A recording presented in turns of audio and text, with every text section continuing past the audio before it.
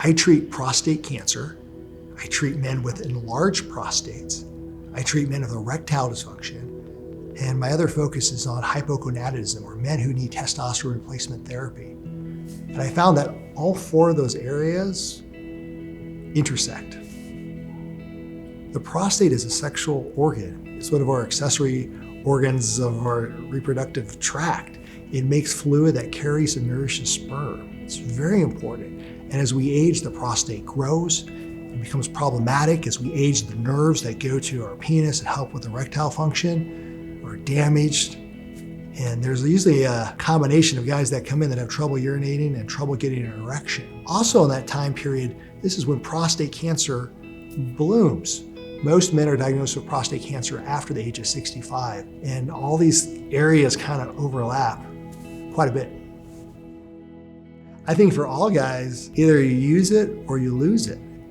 And sexual function is such an important part of our overall health and well-being, and for longevity. There's a lot of science and studies that have come out that show that men who are sexually active live longer and live happier lives. From a cancer standpoint, prostate cancer is so common. There's over 3 million American men living with prostate cancer. 1 out of 8 men will get prostate cancer in their lives. And for most men, prostate cancer is not going to cause them harm. Only 5% of people who get it die from it. But that number is still very significant. It's the second leading cause of cancer death in men in the United States, second to lung. Very common, lethal in some. It's very key that we screen men. We find those that have aggressive cancers, treat them, identify men with non-aggressive cancers, let them live their lives. We can watch it, actively follow it, but it's really important to make that distinction. Technology's advanced so much. We have newer ways to diagnose prostate cancer, to treat prostate cancer that are far easier, that have less side effects, that are less dangerous. And when I first started, there was very few options for men.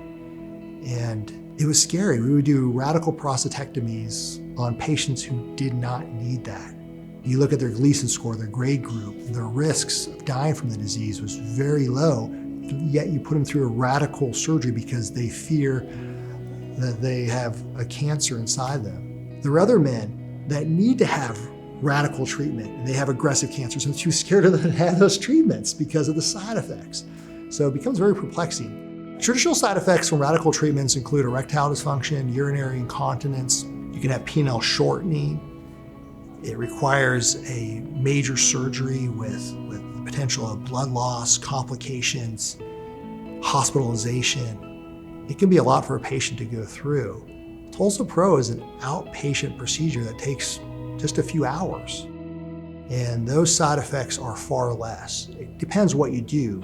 If you do focal therapy where you treat just the areas of the cancer, for example, one part of the prostate, there's very little collateral damage to the rest of the prostate or to the nerves outside. TULSA Pro targets prostate cancer just like Superman would target prostate cancer. Superman would use his X-ray vision to find the cancer. TULSA Pro, we have a live MRI. We can find the cancer, we can see it very clearly. Superman would use his X-ray vision to heat up the cancer and destroy it. TULSA Pro, we have a probe that shoots ultrasound very precisely in just the areas where the cancer is.